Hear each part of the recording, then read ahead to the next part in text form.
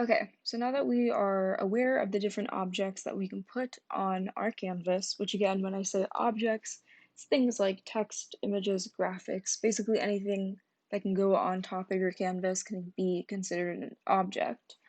But now that we know of the types, let's talk about working with them. So doing things like moving them, resizing them, rotating them, basically all the things you would want to know how to do in order to make your art piece. And again, some of these objects are free, and then some of them will require you to have Canva Pro, which is something you have to pay for. So if you need a refresher on that, you can watch the last video. I'll link that below in the description.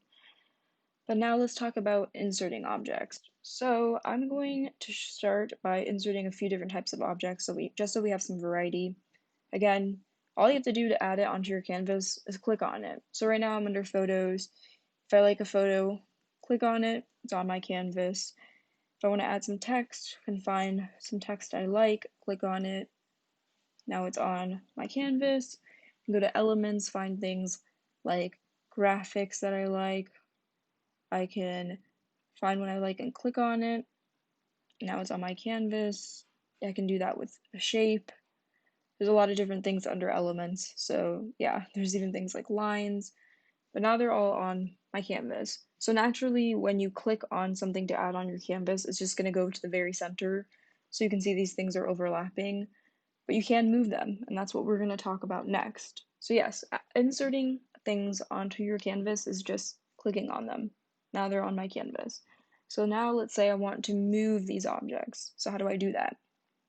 So the first thing we need to know is how to select an object. So you can't make any changes to an object unless you have it selected, and that's your way of telling the computer, this is the thing that I want to work with. So the way to do that is simply to click on it. So let's say the first thing I want to work with is this triangle. I want to click on it. And you can even see when I move my mouse on top of it, there's kind of a border boxed around it. Again, it's the program's way of telling you, you're about to select this object. So let me click on it. Now it's selected. You know an object is selected when it has, again, that border box around it and it has these dots on the four corners. So now to move it, all I want to do is put my mouse on it. Honestly, the best place to put it on is like the center of the object, and then hold down the left button on your mouse, and then move your mouse to move the object while holding down that left button. And so now I'm moving it around my canvas, and once I like where it is, I can release that button on my mouse, and it is wherever I put it. So that's moving it. You can do that with any of these objects. I can move this line, I can move this graphic, I can move this text. Again, hold down the left button on your mouse, and while holding it down, move your mouse to move the object. And there we go, we've moved an object. So now resizing. So again, you have to select what it is you want to resize. Let's say I want to resize this big image in the background. I have to click on it, and now it's selected. So something that's unique about photos is besides these four circles, there's also these little like rounded rectangles on the sides. And these can also be used for resizing just like these circles can. So resizing, once you have moving down, is very simple. You just want to place your mouse onto one of these four corners and you'll see that you get this arrow that's pointing in both directions. That's how you know you're ready to resize it. So once I'm on top of that, I can hold down the left button and again move my mouse in and out. If I go out, it's going to get bigger. If I go in, it's going to get smaller. And once you like the size, let go. And you can do this with any of these objects, with this triangle, with this graphic. Now, like I said, photos are different because you can also resize them from these points. So from this, I can stretch it out either way, vertically or horizontally.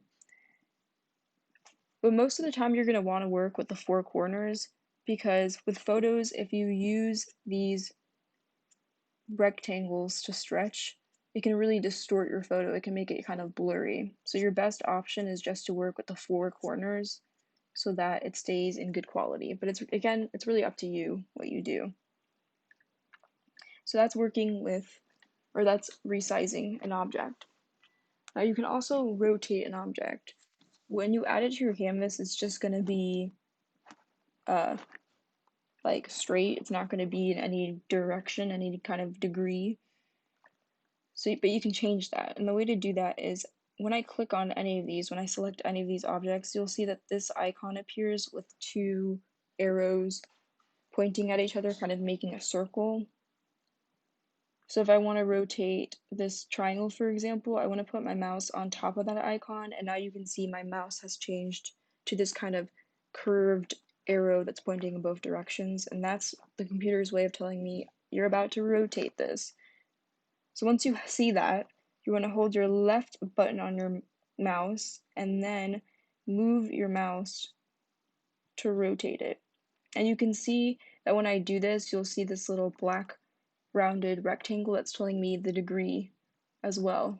So that's nice to know if you want to know exactly what angle it's at. So if I want it to be at exactly like 50 degrees, I can do that.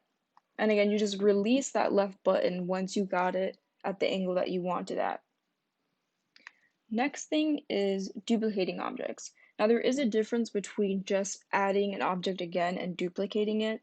So for example, I have this goldfish graphic here. Like let's say I wanted another goldfish graphic. I could just go to elements, find it, click it, and now I have two.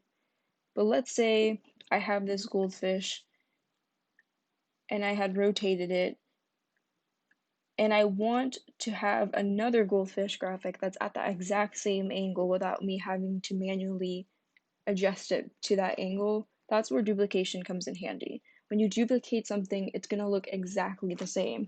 So if you rotate it to a certain degree, it's going to be at that certain degree. If you change the color to a different color, it's going to be that different color. So that's really handy because you don't have to go in, find that object again, and modify it to be exactly the same. You can just duplicate it. So again, let's say I want this goldfish duplicated. I want it to look exactly the same. First thing you got to do, of course, select it. It's selected.